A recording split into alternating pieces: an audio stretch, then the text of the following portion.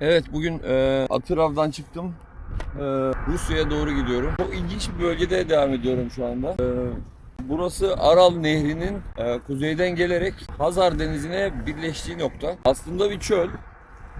Şöyle göstereyim. Aslında bir çöl olmasına rağmen nehir tabii ki burayla birleşirken tek böyle bir koldan akmıyor. Böyle dağılarak gidiyor. Ve her tarafı yemyeşil yapmış.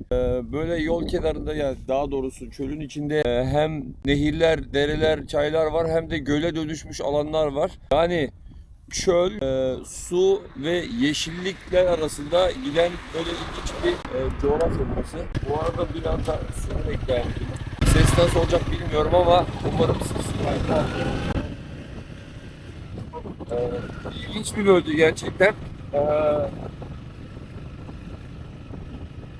Yemyeşil bir çöl düşmüş şu anda. Mesela dünkü geldiğim yol tamamen sapsarı kahverengi bir çöldü ama şu anda yeşil bir çölde devam ediyor.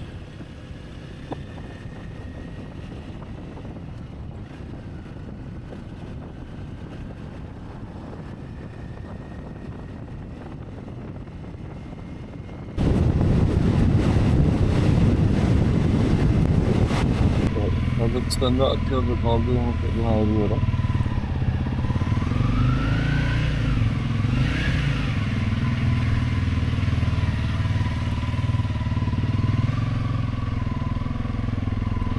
Buradan hedef Rusya sınırına ulaşmak.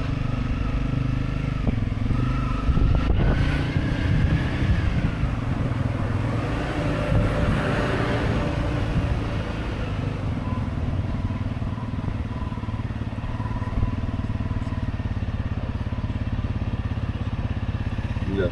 Umarım fark etmeyecek.